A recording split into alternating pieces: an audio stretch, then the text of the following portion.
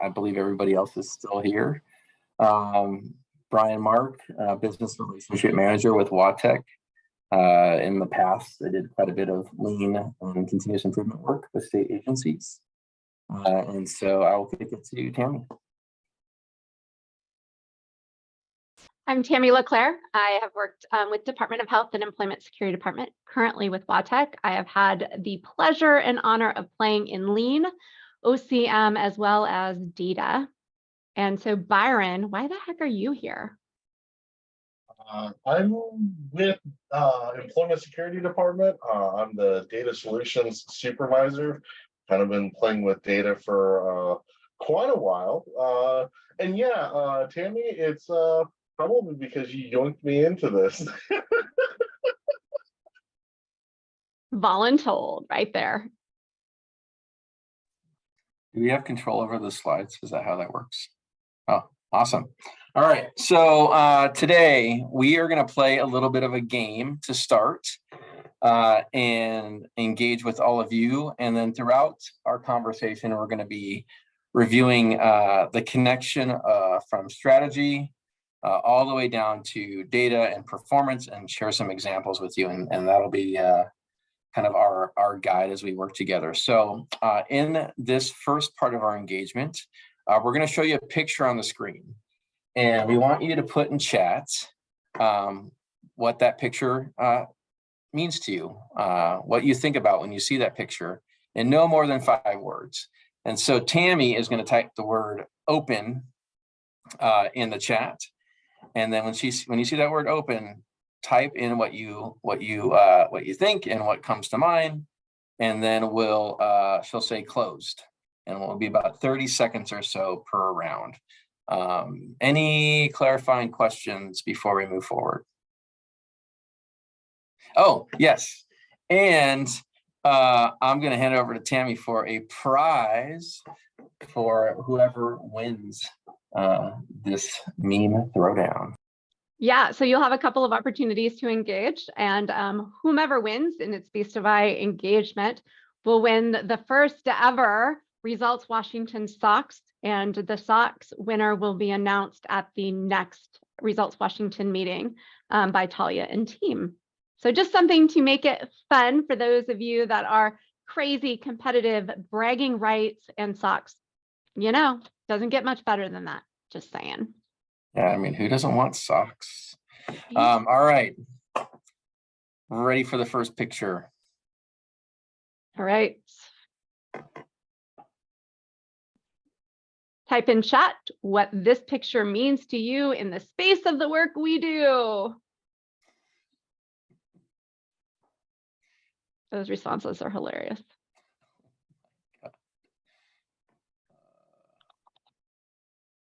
Five. 3, 2, okay, closed. That was way too fast. I'm giving the gift of time. Okay. Power. All right. Way to adjust in the moment. I'm taking that data point and I will store it in my database. All right. We're doing the closed on the closed right now. Done. All right. So what happens next, Bryon? How do we know who won that one? So we need everybody in the group to go through the chat and put a heart on the one that kind of hit the heart, and a what's the other emoji, Tammi? A thumbs up. Oh, laughing. Laughing typically, but either one. You only get one vote. Vote on something that you think is the winner.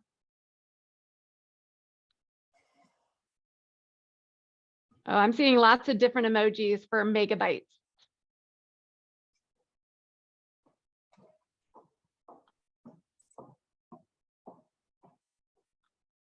Yep. Those of you that are techie in here probably hit a little closer to home than you want to acknowledge. All right, so we're going to move to the next picture. Are you guys ready? I see a nod or 3. Okay, here comes the next picture. Same rules apply. Wait for the open. All right, open. Virus, nice. Missing steps. Good. 2 by close of business today. Legit.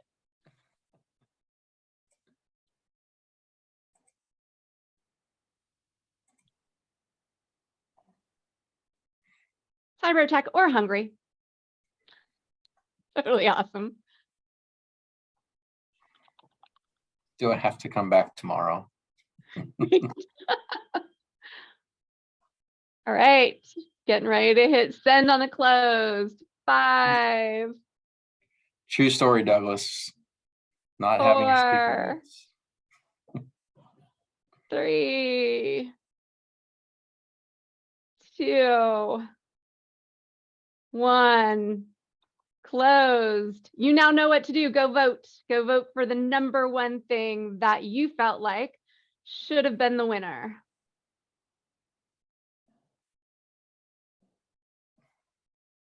Okay, Byron, which one seems to have the most so far? See, downloading a virus. I like deadlines are catching up with us. That one's, there's even parties going on in that one. Do I have to come back tomorrow? Nice. Nice. All right. We're getting ready to move to the next one. We're closing up your voting. Next picture now. Wait for the open.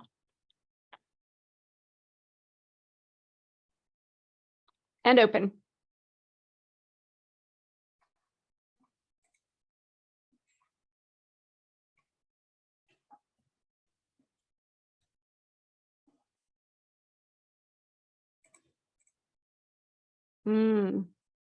Okay, so as a change management / lean person, I'm loving what I'm seeing. I'm just saying. Might have a skewed data group that this is what these people do, but I'm just saying.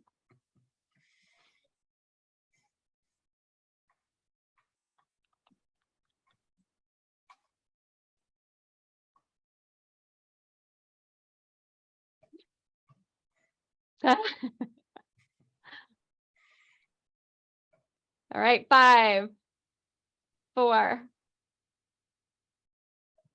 3, 2, 1. Closed. You know what to do.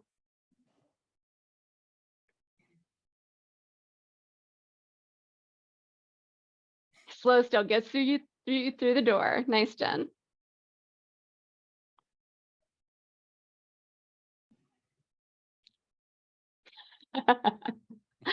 So true. Business in the front, tech debt in the back.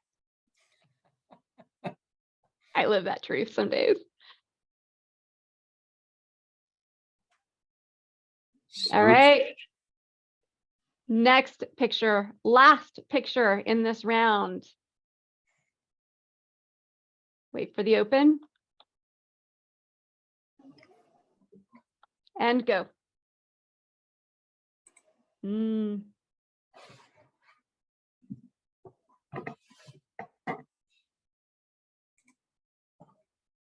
Ah, love it.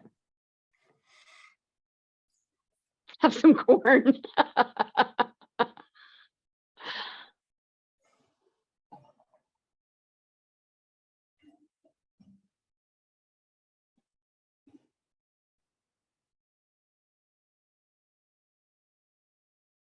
All right, 5, 4, 3, 2, 1, and closed. You know what to do. So Tammy, like, are we gonna take this chat then and like count them all up and get really scientific? This is the reason why we need the delay, because all of these votes count towards the winner. And I guess if we can voluntold Byron stuff, Byron, I think you're going to be counting up all those votes with his fingers. No computer use, no tech. We're going to do full legacy, birth legacy mode right there. I gathered data and I applied it in real time, Tammy. So yeah, thank you. Awesome. All right, Bryon, we need to know more. Tell us more. Oh, this graphic gets me every time. Byron, I don't know how you became like the guy for this presentation, but so you get a guy like Byron and you just release him into the world and he'll do amazing things. He is absolutely the tip of the spear. And speaking of tip of the spear, we really want to make sure that no matter what data we're gathering and no matter what performance system or performance management structure we're putting in place, we have to start with strategy. And the types of data we gather, the types of data we report out on, and the visualizations that we create, it should all be linked up and tied to strategy. Next slide, please. And part of that evaluation for strategy is understanding that there is a constant tension between innovation and control in your organization, and how you establish your controls and how heavy you come into building and designing your controls can have a direct impact on innovation. And so can how loosely you control your organization. So depending on, if you take a look at your organization and you ask yourself what controls we have in place, how strong and weak are they, and assess how that impacts innovation within an organization, you should be able to understand what level of tension's in place. And in that space, and kind of what connects that area of tension is the people aspect. Generally, in an organization, people want to contribute. People generally choose to do right. People generally strive to achieve, and people like to innovate. And sometimes in those organizations, they don't necessarily know where they can contribute. What is the strategy? What is the direction? They're unsure of the mission and vision and how they fit in. Performance pressures cause rules to be bent or information to be hidden. And so again, if your controls are too tight, that could impact how people show up in your organization and directly impact how they understand and process and use the data that's in place.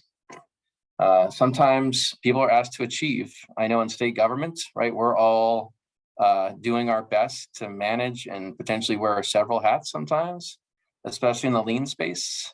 And the resources and competing demands can be challenging. I'm sure some of you, I know I've heard this, right? You know, what is priority number one?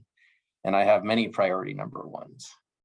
And then people love to innovate, but the resources aren't there. Or if they challenge the status quo, the culture that's in place in your organization tells you not to, then that can have an impact on how you innovate as an organization. And so the question you have to ask yourself outside of just aligning to strategy is how do you effectively manage these tensions?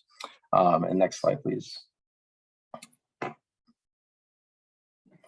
And from Harvard's, 4 levels of strategic execution, they talk about kind of these 4 systems of control.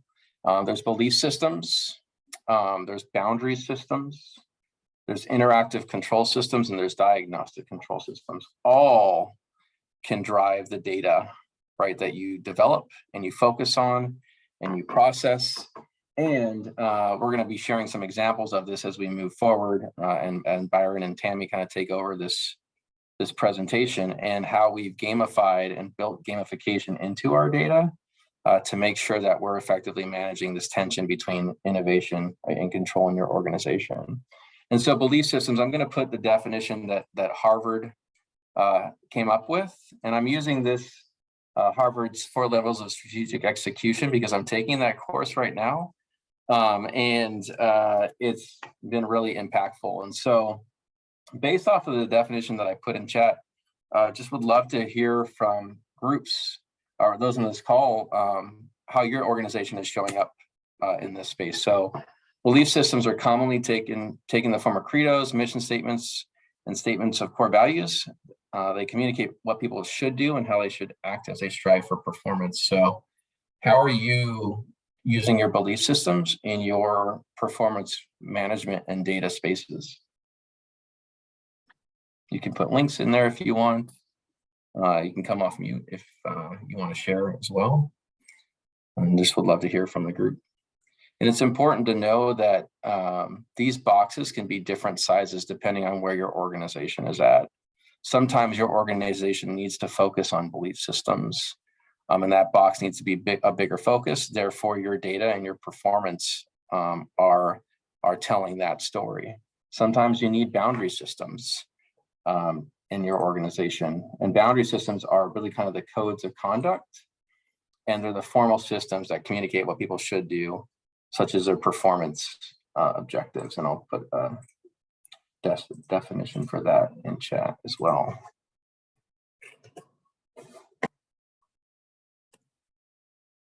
Are there examples from this group in terms of how you use data to tell the story of your belief systems and boundary systems in your organizations?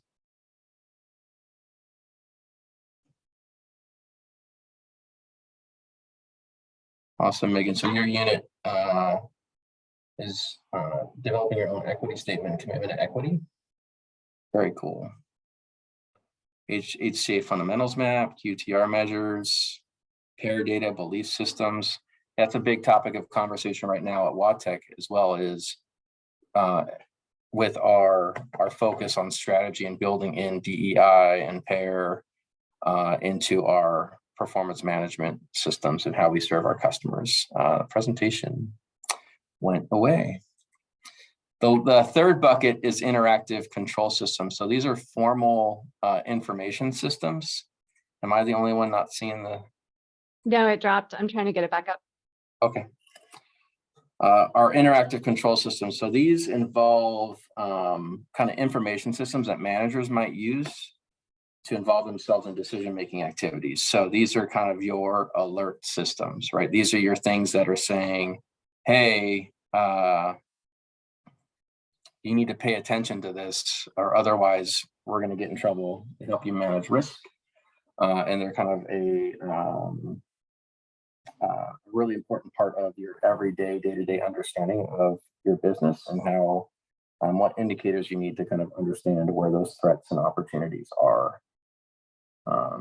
Risk management system is an example. And again, depending on where your organization is at, could from a maturity standpoint or a maybe a shift in your organizational structure and how you operate, these boxes could be a larger focus or a smaller focus.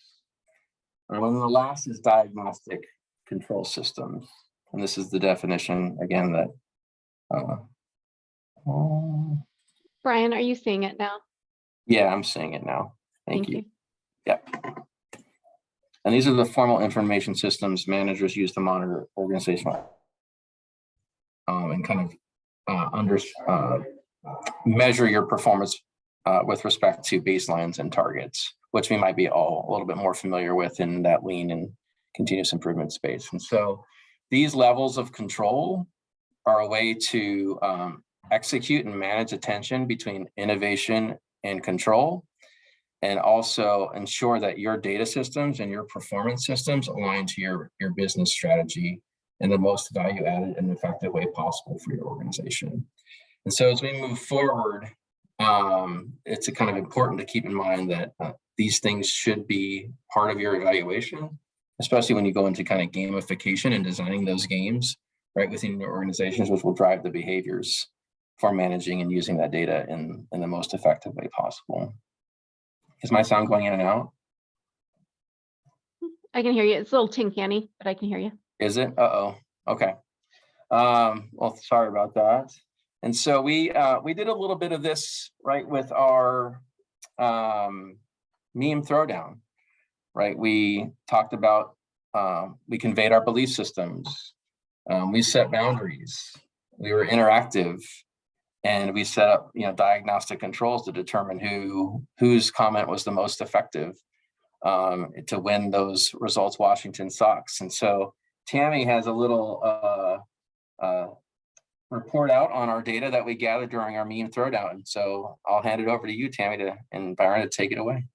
Yeah, so when we looked at the storyline of the journey of us and the words you used, the word cloud says attack, change, bridge. So those were the three most common words we used throughout all pictures, which is really interesting because if you look at some of the other words that were used, transformation came up, lean came up, doing the things differently came up, but ultimately these are the words. So those that used those 3 words, you get a bonus of times 10, whatever your votes were. So just so you know, the game just leveled up a whole new way, and you just had a chance to see everything that Bryon told you come and be a part of your experience this morning as we made it a game for you to engage in. Any questions on what you just experienced without realizing you were a guinea pig? All right, hearing none, it is time for story time, unless anybody has questions on what Bryon covered. So I do want to pause holistically. If you have any questions on the material that Bryon covered that you'd like us to pause and talk through. I just want to say that was super clever. And I want to know how you all did that, because I want to repeat it with my clients. And there's so many ways you could use it. So of course, Tammi, you have the best of ideas. So cool. I think, so Talia, I'm totally doing a plug. I think Talia has it planned that we're going to come back and do a gamification presentation in the future. Is that right, Talia? You are right on. Yes, ma'am. So Leanne, offline, we can totally do that one-on-one and more fun stuff to come. Love it. Thank you. Yeah. All right. No matter what we're doing, it has to show up in a picture to make it relevant. So Bryon is going to start with the first picture. Bryon, tell us your story. So, I've been here at the Employment Security Department for quite a while. And really on this page, it shows, we had a new data system, and for many years, we were really unable to provide a lot of things that, were necessary operationally for a large portion of the agency. And one of the things that you end up noticing within an organization is, especially when there's a difficulty, you tend to find that there's a lot of entropy around it. You end up seeing that there's ruts that develop, and a lot of train of thought, a lot of even the culture starts surrounding, like, these are the things that we can do. We can't really break out of that. We have self-imposed limitations. And what ended up happening at ESD is that they decided to invest in the data solutions team. And this was a brand new way of jumping in. Let's disrupt it. We're not a part of the rut. We're not on the outside of the rut. We're actually just coming in fresh ears. Let's just try to disrupt everything to really start figuring out what's going on and what's needed. And that's our starting point. Go ahead and go to the next slide. So, like I touched on it, with the idea of a rut, but, especially after several years, there were quite a few of internal beliefs of it's just not available, that, we just don't do these things. There were, those become self-limiting rules. There was this perception that if it's not important enough that get raised to like this high level, that we're not even going to ask that question.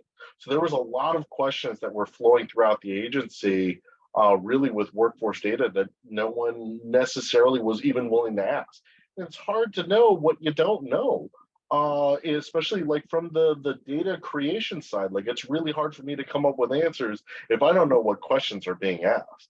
And because this had been a significant period of time with this type of activity, it really did start becoming the historical norm. There was a lot of times where at the very beginning, when we'd approach a situation, it was, well, this is the way that we've been doing things for so long. And it's like, no, let's start over. Let's figure out what is it that we can do. What are the things that are important? What's going to make your day? And in fact, a part of it was also about trying to get everyone excited about this as an opportunity. Yeah, it's going to be hard. We've got a lot of difficult questions. We've got a new way that we're doing business, but let's drum up that excitement. It's like, if you can have like some really cool theme music, this would be the cue to play it to try to get everybody involved. And then, again, not just because there's a gap that exists, but there was also some gaps that had developed over time that, we were also looking at, when you don't have a lot of data for a significant amount of time, you don't necessarily remember how to really use the data beyond just surface value. So these are some of the things that we were really starting to, from our starting point, we knew we were going to have to engage. Next slide, please. So this is really what was the most interesting. It was actually a lot of fun. I remember it was there was quite a bit of turmoil just because it was so different from the way that we had been, previously doing business. We really moved and really settled in on an agile model, which really allowed us to attack a lot of different projects and a lot of different issues, but being able to reduce our risk, really have the ability to quickly pivot and start focusing on a lot of different aspects. We wanted to, of course, Tammi at the time, she's amazing with PowerPoint. If anybody needs assistance with PowerPoint, Tammy's the person. She's amazing. But she did a lot of the visualization of what we were doing, because again, it's not just about the work that's being done, it's about the perception of the work that's being done. That's also really important, and that builds up that excitement, that gets everybody jumping in and really wanting to get involved. And we got a lot of buy-in from the people that we worked with, and over communicating, making sure that everyone felt heard, that they felt listened to. Even if we weren't able to get to them right away, they knew that we were going to be there. And I think one of the key assets that we really had was very non-traditional executive sponsorship.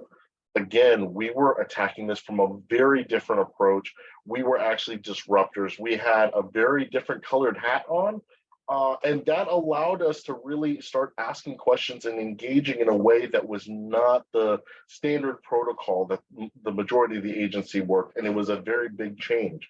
But having that executive partnership allowed us to be able to really highlight that and pursue it.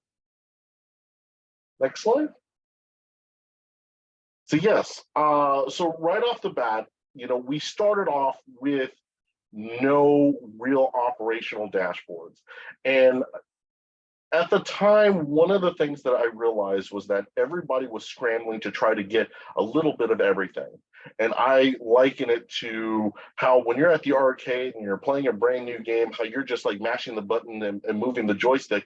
And yes, you might have a random success here and there, so you kind of continue doing that. But in reality, you're spending a lot of energy and a lot of patience just frantically moving about.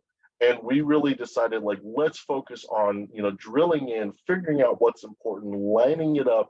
If we can't do it right now, what does it take to do it? Let's learn those combos so that, the next time that, we're at the joystick, we can actually get something really cool and get bonus points. Yes, mom and dad, those quarters at the arcade were an actual investment in my future. So we're good. It finally paid off for this meeting right here. But that's really how we approached it. And by that, just building the capacity over time, get good questions, start to build on an answer. Might not answer all of it, but that spurs on more questions. We were able to go from very, very little to full, almost complete data saturation in less than a year. In about 7 months, we had dashboards and data and facts and figures on every program and aspect. To the point to where when we started asking questions of, well, do you have any more questions? A lot of the responses, well, we don't know where to go from here because we're still trying to digest what we've already got. And that put us actually in a really good place. And I think that that's really what led to a lot of our success. Including the Governor's Extra Mile Award. Yes, including the Governor's Extra Mile Award, which was really awesome. I was really proud to receive that one. Although when Tammi first brought it up, I had this blank look on my face because, to be perfectly honest, I was still trying to figure out another project that was going on in the back of my head, and it just completely derailed my train of thought. So, but no, it was really amazing, and even to this day, we are still continuing to build on that.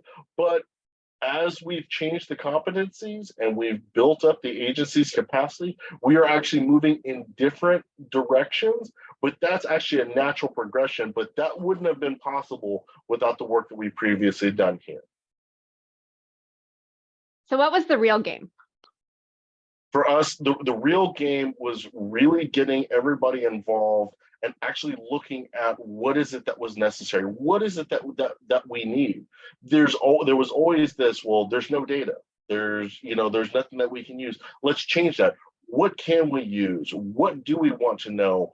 And then also, like, I think of it as like the survivorship bias. I always go back to the story about World War II, where the airplanes, they kept having airplanes coming back in, and they were always examining them and seeing all the bullet holes. And so they kept trying to reinforce those areas where all the bullet holes were in the plane, until somebody approached and said, well, if all the planes that are coming back have bullet holes hit there, but none of the planes that look like potentially being hit in those other spots are actually coming back. Maybe that's where our attention needs to be. And there was a lot of that where we had been so myopically focused on certain aspects that we didn't necessarily take that step back and start looking at the bigger picture. And being able to jump in there, disrupt it, ask the questions, and then constantly just ask why. Like, not really to question it, but to really understand the context and intent. It allowed us to really start figuring out what is it that we need, not just for an individual, but for the system to be able to move forward.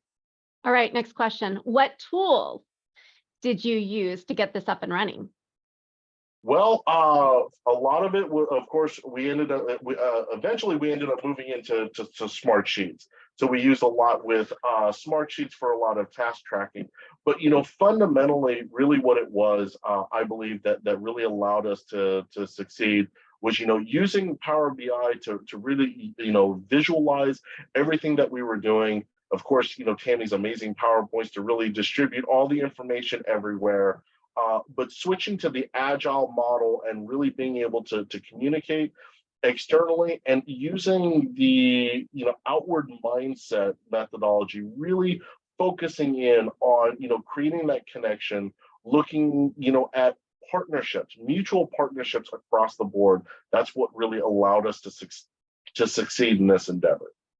So tell me if I get any of these wrong. Instead of using waterfall, you required agile at go. Absolutely. This was 100% shift from how the agency did business. So from a formal aspect for ESD, this was the first time agile was being introduced to the agency holistically, correct? Yep, that is correct. Another tool set that you used was outward mindset. So that is a change management suite plus extra stuff. So communication change management, using that tool set provided the lens and space for conversations and communication that otherwise couldn't happen or wasn't happening. Absolutely. Correct. You use Well, to add to that real quick, really what it also did is because it could create that safe space, it was slightly disruptive. It allowed us to actually have the real conversations, not just a rehash of some of the points that we had kind of covered in the past. Like, we could really get to core issues. And even some of it came down to like fears and concerns that we could really talk about honestly. And that's what allowed us to really expand outwards. Yep. You used Prozai's ADKAR model to build the awareness, desire, knowledge. So literally followed that 5-step process, correct? And then the other piece I want to point out is that there were lean workshops and lean tools from the beginning of an environmental study, voice of the customer, all the way through to where you are today. Absolutely. And we still do that. And we do that using kind of a feedback loop.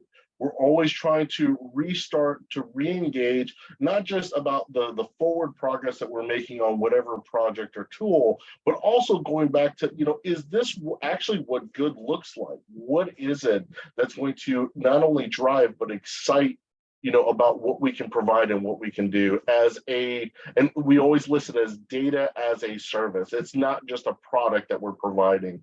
We're looking at from a holistic perspective, what is it that we can do to strengthen and deliver within our partnership? All right, we have some more questions in chat. How do you adopt the use of Agile? Part 1, we'll stop there. So that one, I think, for us, that one was it was a hard and fast rule. But really what it really came down to was training, our customers.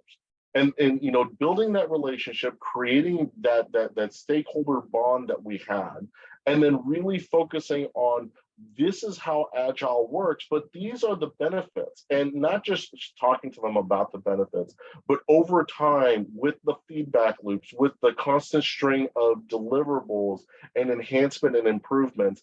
That's how we were able to do it. We had to actually put rubber to the road with agile, but we had to take a firm stance. There was quite often a lot of pushback, but even in the face of that pushback, we had to hold that line, but we could prove and show through our actions that it would be successful. Yep. Did you do any group trainings around Agile? There were a few group trainings. I wouldn't necessarily call them like super formal, like going through a classroom setting, but we definitely did walk through with different groups, really talking about, this is how it would work. This is how our modified system worked, just given, the nature of the work. This is where, kind of like the key pivot points are, what advantages it provides to them.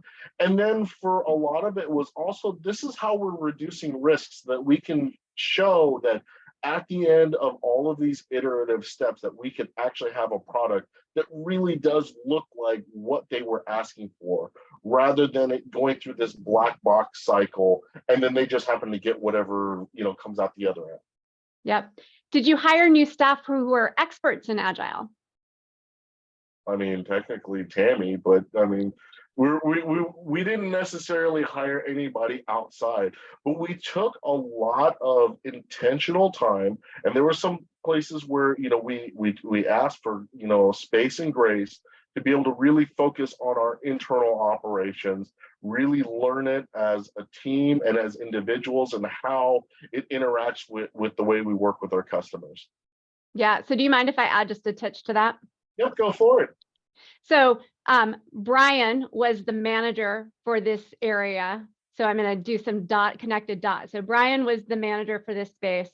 I was the supervisor for this space. Byron was, holy cow, all of my saving graces in all the spaces that are data, because that was not my truth before I walked into the door.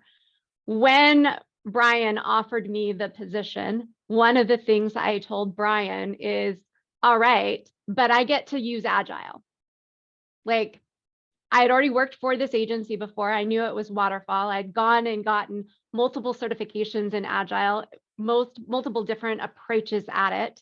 And I knew if we were going to do this right and fast in a sustainable model, we needed to have the support. Bryon met me in incredible ways when we hit the initial pushback. We had an incredible director of data that had to use political credit in order to keep us there. And then on my business side, I had an incredible sponsor on the business side who is the recipient of this work, that we were having tough conversations on a regular, where at one point I gave them a breakdown of, if we switch this to waterfall, this is what that costs you, not in dollars, but in results. If we remain in Agile, this is what it costs you. In other words, what your additional benefits are. That ROI was a difference maker for us in this space. Bryon, anything else to add before we hit the rest of the questions? We got some still pending. Yeah, I mean, you did an amazing job talking about kind of the sponsorship design and coaching, as well as that sponsorship coalition. It was very intentional, and there was absolutely some risk, right, and courage that it took to actually do this work. And I think, Byron, you hit it perfectly when you said tough conversations. We were just willing to lean into those harder conversations and work through them and give and take through that. I think it's important to just kind of call out how quickly you were able to do this. Byron, I know you said 7 months, but we're talking about no data for like 3 to 5 years, and 15 dashboards at MVP within 6 to 7 months for all their program areas. So you can do it. It just takes a lot of intention and a lot of courage. So, and as a leader and a manager, being willing to be directed by the folks that you're in charge of. Tammi and Byron gave me a lot of direction and coaching as well. and I created the space to do that. So I really appreciate how you guys showed up. I appreciate you putting up with us.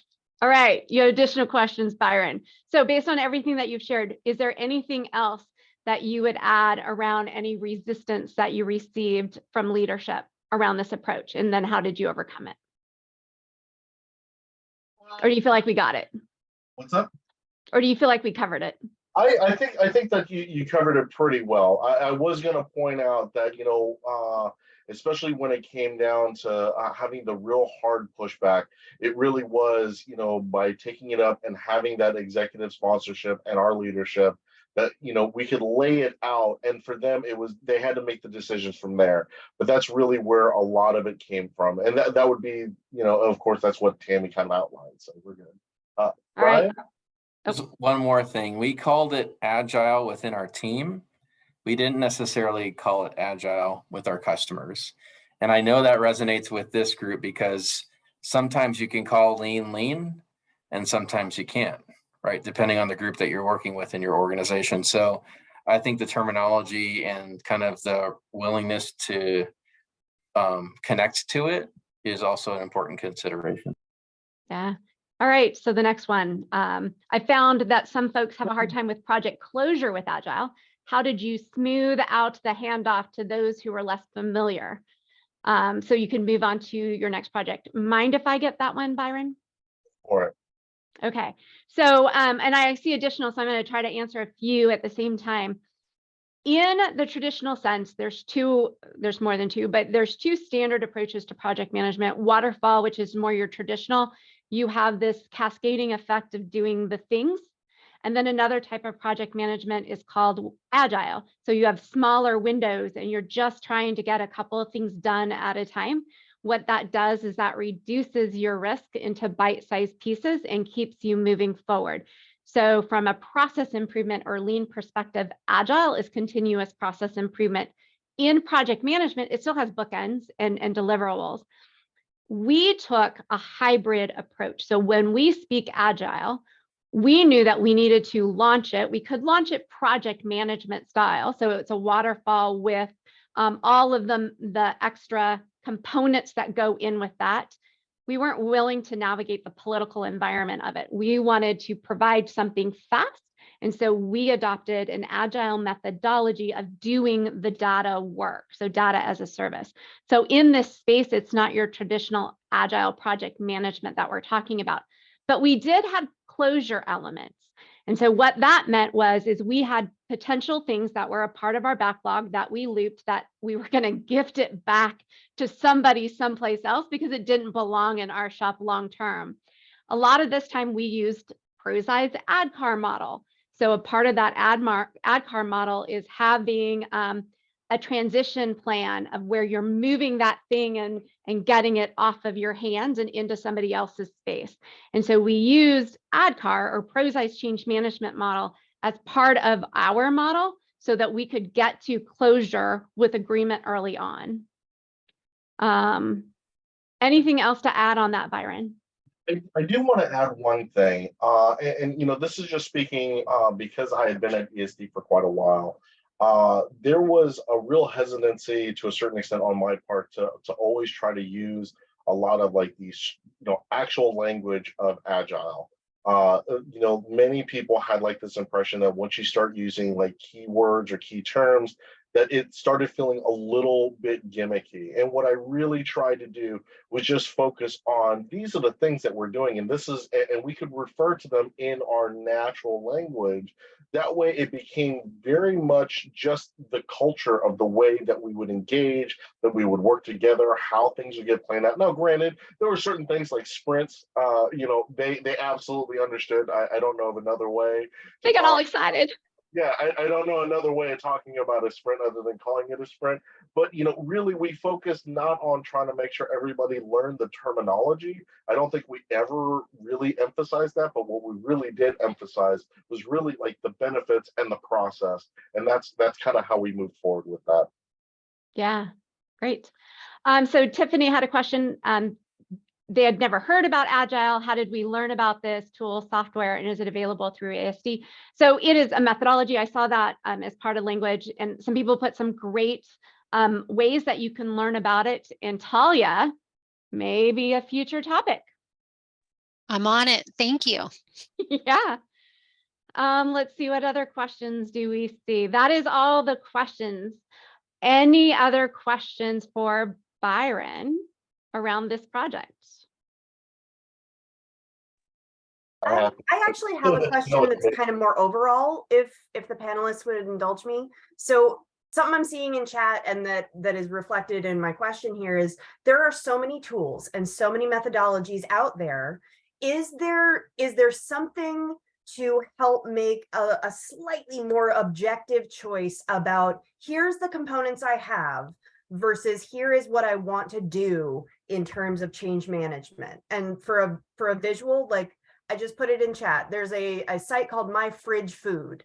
If anybody has ever been paralyzed in choice and like, I have all of these components, but I have no idea what I want or can make. Is there that equivalent in change management? Here's my, I have executive buy-in. I have, money devoted. I have time from employees, but I want to make a recipe of change. What do I do? So I definitely have opinions, and Bryon is incredible in this space. So Bryon, your thoughts?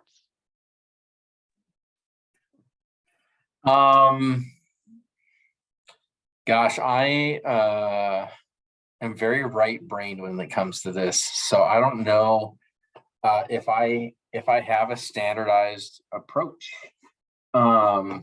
Jamie, that's funny. So I think Bryon highlighted this perfectly. I start with the circumstances and the context and the people and the information, and I design around that. So I have ProSci in my tool set. I have Lean in my tool set. I have human-centered design in my tool set. I have project management. I'm a black belt. And as you know, there are tons of tools in the DMAIC world. Define, measure, analyze, improve, and control, if we have any newbies on the call today. And so it's really about the people and the situation, and then designing around that versus a standard tool set. And that probably wasn't the answer you're looking for, but that's really kind of how I build my recipe. Yes, Megan, figure out the business needs and priorities, and then design around that. And if we were to come back now to Bryon's point and go into the same space and the same stakeholder group, positions have changed, people have changed, their leadership styles have changed, and we would have to design our approach to stakeholder management and the tools we use, because the dynamics of the organization have shifted.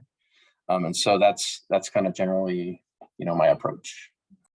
I will also, I'm sorry, Tammy, if you don't mind. Bryon also, as he was just mentioning that, I think also inherent to that is figuring out who's your customer, because it seems clear that with this project, you all have a particular audience that needs or could benefit from learning and seeing this data visualized. And so, like, depending on if your project needed, if it involved multiple customers or multiple audiences, it's like, it just sort of, that could dictate the certain approach or methodology you end up needing to take.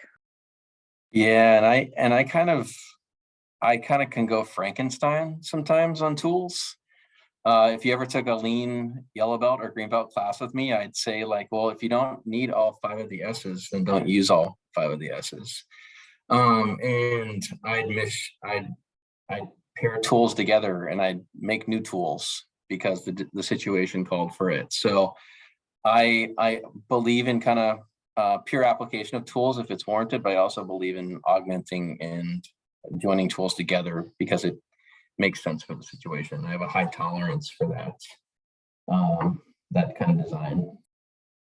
Bryon, that makes a lot of sense to me, and that's my typical approach, but I am also so much more of a visual person that sometimes, to try and narrow my scope or figure out what is a possibility in my world, it can be challenging to try and do all of that in my head. So I'm looking for people who are able to do like, okay, what do I have? Yeah. And now what can I do with those things that I have? I'm all about the tools. It's just my brain Yeah. has limited capacity and bandwidth. And Yeah. what if I don't remember the methodology that might be perfect for this simply because I don't use it very often, or Mhm. it's not the cultural norm in the agency. So does that clarify what I was Yeah, asking a little that bit makes better? I'm sorry, guys. Yeah, so has anybody ever built a 5-day agenda and thrown it out like within 2 hours of the facilitation event? I think that's kind of I don't try to get the tool I don't try to get it perfectly executed. And again, I have a high tolerance for that, but I think having those thought partners and really kind of having those groups that you regularly connect with is really valuable for me, because that resonates with me. I totally understand that, and I get that too, because I'm not in a full-time black belt role right now.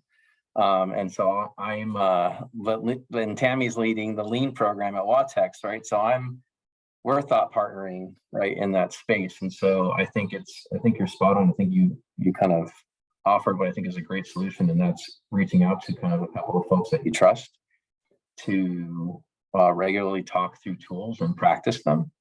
And then co-facilitating, right, events too is always really impactful, has been impactful for me. All right, so we actually hit our time. And so thank you guys very much. Great engagement. Talia, back to you. Yes, thank you so